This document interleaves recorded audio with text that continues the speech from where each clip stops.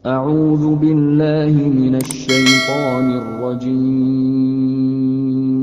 Bismillahirrahmanirrahim. Orang yang hapus pahalanya yaitu orang yang meninggalkan sholat asar. Dalam hadis yang diriwayatkan oleh Imam Bukhari, Nabi Muhammad sallallahu alaihi wasallam bersabda, "Man taraka salatal asri habita 'amaluh." Sampai jam berapa? 11. Pertanyaan habis itu. Man taraka salatal asri habita 'amaluh. Barang siapa yang meninggalkan salat asar, habita fi'il madhi, kata kerja yang telah lampau. Jika kaidahnya berbunyi, jika diletakkan kata kerja yang telah lampau dalam jawaban sebuah syarat, maka itu menunjukkan kepastian. Seperti misalkan Allah Subhanahu wa taala seperti kita katakan begini. Barang siapa yang belajar, maka ia akan pintar. Nah, barang siapa yang belajar, ini namanya kata syarat dalam bahasa nahwu. Kata syarat. Jawaban sebuah syaratnya, maka ia akan pintar. Nah, sama seperti ini. Barang siapa yang meninggalkan sholat asar, maka hapus amalnya. Nah, apabila kata maka ini dalam bentuk kata kerja yang lampau, maka dia menunjukkan kepastian. Jadi terjemahannya begini, barang siapa yang meninggalkan sholat asar, pasti hapus amalnya. Pertanyaan sama, tapi nggak ada hadiahnya. Kenapa meninggalkan sholat asar dihapuskan pahalanya? Nah, jangan Pak, saya minum dulu deh. Begini, Ya.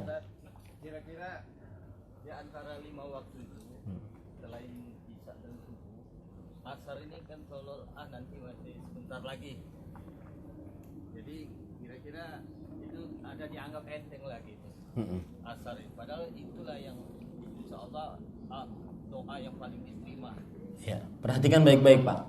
Jazakallah khair atas jawabannya Pak. Boleh saya kasih hadiah nggak Pak? Saya tidak minta, Ustaz. Nanti boleh Pak ya? Silahkan Pak. Saya terima, Ustaz. Iya. Dengan lapang dada. Tapi ini saya hadiahkan dengan panitia, barangkali ada kepentingan. Oh iya, terima kasih. Jazakallahu khair. Ya, ambil panitia. Tapi perhatikan baik-baik. Hafizu 'ala shalah. Sebab kenapa salat asar menghapuskan pahala yang meninggalkannya? Hapus pahalanya, Pak. Hapus amalnya, tidak ada nilainya.